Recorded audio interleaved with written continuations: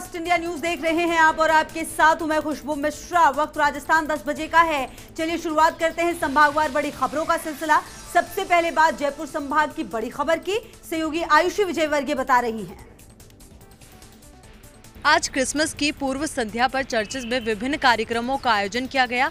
वहीं यीशु की झांकियां भी सजाई गई, तो वहीं मसीह समाज के लोग आए और पूजा अर्चना की। और पूजा अर्चना के साथ ही उन्होंने इस साल कोरोना से जल्द निजात पाने की प्रार्थना भी की। तो वहीं कैरोल सिंगिंग के साथ इस दिन को सेलिब्रेट किया। हालांकि पूर्व के मुताबिक अगर देखा जाए तो कोरोना की वजह से थोड़ी सी रौनक कम थी, तो वहीं सजावट में भी कहीं ना कहीं कमी देखी गई। साल 2020 को गुजरने में कुछ ही दिन बाकी है, लेकिन इससे पहले पूरी दुनिया क्रिसमस का त्योहार मनाएगी। इस त्योहार पर जीसस क्राइस्ट के जन्म को सेलिब्रेट किया जाता है। मान्यता है कि इसी दिन यीशु धरती पर अवतरित हुए थे। उनके जन्मदिन को लेकर प्यार, शांति और सद्भावना के तौर पर मनाया जाता है। इस त्योहार को पूरी दुनिया में ईसाई और गैर ईसाई लोग भी बहुत धूमधाम से मनाते हैं।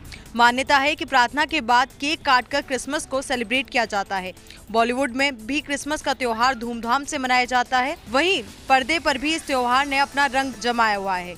हिंदी सिनेमा में भी ऐसे कई गाने आए जिसमें क्रिसमस की बात की गई। आज क्रिसमस की पूर्व संध्या पर लोगों ने इसे धूमधाम से सेलिब्रेट किया और अब इंतजार है कल क्रिसमस का, क्योंकि कल क्रिसमस पर इस बार कोरोना प्रोटोकॉल और गाइडलाइन को ध्यान में रखते हुए चर्चेज में भी कार्यक्रमों का आयोजन होगा, लेकिन शिफ्ट में लोगों को प्रवेश की अनुमति दी जाएगी और कोशिश की जाएगी कि कम से कम लोगों को एक साथ इकट्ठा किया जाए। आगे बढ़ते हैं, बात उदयपुर संभाग की करते हैं, जहां की बड़ी खबर बता रहे हैं हमारे सहयोगी रवि शर्मा। उदयपुर के महाराणा प्रताप कृषि एवं प्रौद्योगिकी विश्वविद्यालय का 14वां दीक्षांत समारोह आज वर्चुअल अंदाज में संपन्न हुआ। पूरे देश में ये पहला मौका था जब किसी भी विश्वविद्यालय में वर्चुअल रियलिटी वीडियो प्रेजेंटेशन तकनीक का इस्तेमाल किया गया हो। इस तकनीक में सभी उपाधि पाने वाले विद्यार्थियों को पहले ही कैमरे पर शूट कर लिया गया था और फिर आज उन्हें वीडियो एडिटिंग के माध्यम से वर्चुअल अंदाज में मुख्य मंच पर प्रस्तुत किया गया। उदयपुर के महाराणा प्रताप कृषि एवं प्रौद्योगिकी विश्वविद्यालय में आज वर्चुअल अंदाज में दीक्षांत समारोह संपन्न हुआ। इसके तहत देश में पहली बार mixed reality technology video presentation के जरिए इस दीक्षांत समारोह को आयोजित किया गया। इसमें पहली बार अनूठा प्रयोग किया गया, जिसमें छात्रों की एनिमेटेड इमेज की जगह असल इमेज प्ले हुई। इस दीक्षांत समारोह में 712 उपाधियां और 32 स्वर्ण पदक विद्यार्थियों को प्रदान किए गए। कार्यक्रम में राज्यपाल कलराज मिश्र और कृषि मंत्री लालचंद कटारिया मौजूद रहे।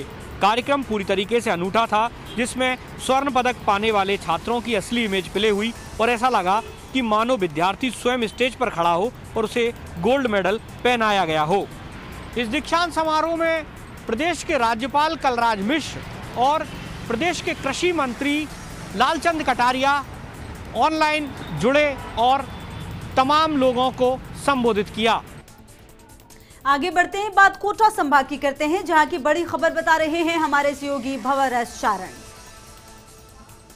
गिरफ्तारी के बाद 12 जिले के घूसखोर निवर्तमान जिला कलेक्टर इंद्र सिंह राव को आज कोटा एसीबी ने कोर्ट में किया पेश, जहां से डीजे कोर्ट ने दोनों पक्षों की दलीलें सुनने के बाद आईएएस इंद्र सिंह राव को एक दिन के पीसी रिमांड पर एसीबी को सौंप दिया।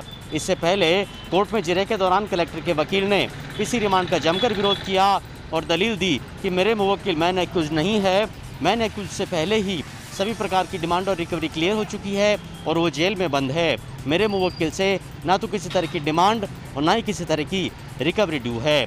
लेकिन मौके पर ही मौजूद एसीबी के एसपी सीपी शर्मा ने जज से कहा कि लगातार आईएएस इंद्र सिंह राव हमारी जांच पड़ताल में असहयोगात्मक रवैया अपना रहे हैं और संपत्ति संबंधी पड़ताल के अलावा इस पूरे मामले में केस की कड़ियां जोड़ने के लिए उनको पीसी रिमांड पर लिया जाना जरूरी है। बाद में दोनों पक्षों को सुनने के बाद जज ने आखिरकार राव को एक दिन के पीसी रिमांड पर एसीबी को सौंप दिया। आपको बता दें कि बीते दिनों पेट्रोल पंप की एनओसी जारी करने के एवज में पीए की मार्फत रिश्वतखोरी करते हुए पहले एसीबी ने कलेक्टर को ट्रैप किया था और बाद में पीए और कलेक्टर दोनों की गिरफ्तारी हुई थी। बहरहाल एसीबी सूत्रों ने जानकारी दी है कि इस केस की आगामी पड़ताल में 12 जिला कलेक्ट्रेट के 2 बाबुओं की संदिग्ध भूमिका भी सामने आ रही है। इन दोनों बाबुओं का हिस्सा भी रिश्वतखोरी के पैसे में शामिल था और उन तक भी इसका हिस्सा पहुंचना था। आगे बढ़ते हैं, बात जोधपुर संभाग की करते हैं, जहां की बड़ी खबर बता रहे हैं हमारे सहयोगी शिव प्रकाश पुरोहित। अयोध्या में बनने वाले भव्य राम मंदिर निर्माण की तैयारियों को लेकर राम जन्मभूमि न्यास ट्रस्ट के कोषाध्यक्ष गोविंद देव महाराज रहे जोधपुर दौरे पर। प्रभु जनों से की मुलाकात तो वहीं पत्रकारों से हुए मुखातिब। श्री राम जन्मभूमि न्यास ट्रस्ट के कोषाध्यक्ष गोविंद देव महाराज आज जोधपुर दौरे पर रहे। इस दौरान उन्होंने जोधपुर के प्रभु जनों से मुलाकात की और राम मंदिर निर्माण की रूपरेखा को लेकर चर्चा की गई। चर्चा के बाद पत्रकारों से वार्ता करते हुए गोविंद देव महाराज ने कहा कि अयोध्या में बनने वाला राम मंदिर देश के करोड़ों हिंदुओं के आस्था का विषय है और इसी कारण हम चाहते हैं कि देश के प्रत्येक हिंदू का इसमें सहयोग हो। इसको लेकर 15 जनवरी से 27 फरवरी तक विशेष अभियान चलाया जाएगा और राम मंदिर निर्माण में खर्च होने वाली राशि को जुटाया जाएगा। उन्होंने कहा कि देश भर के 11 करोड़ घरों तक राम मंदिर न्यास ट्रस्ट पहुंचेगा, तो वहीं जोधपुर के 30 लाख घरों को टच किया जाएगा।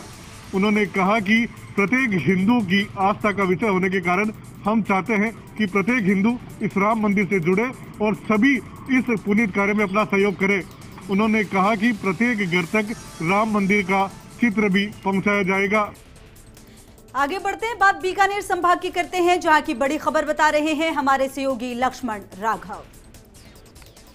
बीकानेर में अब कोरोना बहुत हद तक कंट्रोल है, लेकिन बावजूद उसके प्रशासन सावधानी बरत रहा है। आज राज्य का पहला मास्क बैंक भी बीकानेर में शुरू किया गया। हालांकि इससे पहले जयपुर में मास्क की दीवार बनाई गई है। यहां जिला कलेक्टर नमित मेहता और मेयर सुशीला कंवर राजपुरोहित ने मास्क बैंक का लोकार्पण किया। इस मौके पर कलेक्टर नमित मेहता ने कहा कि जब तक वैक्सीन नहीं आ जाती, मास्क और कोरोना एडवाइजरी की पालना ही वैक्सीन है। कलेक्टर का कहना था कि इससे उन ज़रूरतमंदों तक मास्क पहुंच पाएंगे जो किसी कारणवश खरीद नहीं पा रहे हैं या कोई और वजह है। कलेक्टर ने कहा एक समस्या ये भी हल होगी कि कई बार एनजीओ और भामाशाह मास्क डोनेट करना चाहते हैं, लेकिन उन्हें सही जगह नहीं मिल पाती। ऐसे में यहाँ व्यवस्था की गई है कि ये लोग यहाँ पर मास्क दे सकते हैं। मेयर सुशीला कंवर राजपुरोहित का कहना था कि नगर निगम के कर्मचारी यहाँ पर तैनात रहेंगे ताकि मास्क बैंक सुचारू रूप से चल सके। तो कहा जा सकता है कि अब प्रशासन कोशिश कर रहा है कि मास्क लोगों तक पहुंच जाएं, किसी तरह की कोई दिक्कत ना हो, और निश्चित तौर पर मास्क बैंक की शुरुआत एक अच्छी पहल कही जा सकती है। आगे बढ़ते हैं, बात भरतपुर संभाग की करते हैं, जहां की बड़ी खबर बता रहे हैं हमारे सहयोगी रवि कटारा। भरतपुर के संस्थापक महाराज सूरजमल के बलिदान दिवस पर किशोरी महल स्थित महाराज सूरजमल के स्मारक पर होगा कल पुष्पांजलि कार्यक्रम का आयोजन। हरियाणा के पूर्व सीएम भूपेंद्र हुड्डा रहेंगे मौजूद। इस अवसर पर महाराज सूरजमल के जीवन दर्शन पर आधारित एक डॉक्यूमेंट्री फिल्म का सोशल मीडिया के माध्यम से प्रसारण कराया जाएगा। भरतपुर के संस्थापक महाराज सूरजमल के बलिदान दिवस के मौके पर पूर्व मंत्री हेमाराम चौधरी, पूर्व पर्यटन मंत्री विश्वेंद्र सिंह, पूर्व मंत्री विजेंद्र ओला सहित कई जाट दिग्गज नेता श्रद्धा सुमन एवं पुष्पांजलि अर्पित करेंगे।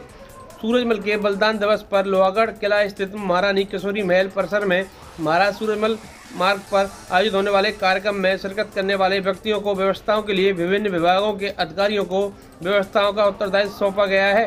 कल भरतपुर में होने वाले बलिदान दिवस पर पुष्पांजलि कार्यक्रम को लेकर जिला प्रशासन ने तैयारियां पूरी कर ली हैं, जिसको लेकर सभी अधिकारियों को अलग अलग जिम्मेदारियां दी गई हैं। आगे बढ़ते हैं, बात अजमेर संभाग की करते हैं, जहां की बड़ी खबर बता रहे हैं हमारे सहयोगी कौशल जैन। 3 बच्चों के साथ कुएं में कूदकर जान देने की घटना और अपराधी द्वारा दी गई धमकी से बनी है अजमेर संभाग की बड़ी खबर। अजमेर के निकट नसीराबाद के रामसर में उस वक्त सनसनी का माहौल बन गया जब दिमागी संतुलन खो बैठी विवाहिता ने अपने 3 मासूम बच्चों के साथ कुएं में छलांग लगाकर अपनी जीवन लीला समाप्त कर अपने तीनों मासूमों को भी मौत की नींद सुला दिया। सूचना मिलने पर पहुंची पुलिस ने कुएं से चारों शवों को निकाला और मेडिकल बोर्ड से पोस्टमार्टम करवाकर शव परिजनों को सौंप दिए। मृतका विमला के पिता ने उसके पति और ससुराल पर कोई शक जाहिर नहीं किया। तो दूसरी ओर अजमेर की हाई सिक्योरिटी जेल में बंद कुख्यात अपराधी लॉरेंस बिश्नोई के गुर्गे ने ऑपरेशन फ्लैश का सख्ती से लागू कर रही जेल अधीक्षक प्रीति चौधरी को जान से मारने की धमकी दे डाली। मामले को गंभीरता से लेते हुए जेल प्रशासन ने सिविल लाइंस थाना पुलिस को मामला दर्ज करवाया है। नसीराबाद के रामसर में पेश आया दर्दनाक मंजर और जेल में बंद कुख्यात अपराधी की धमकी बनी रही बड़ी चर्चा का विषय।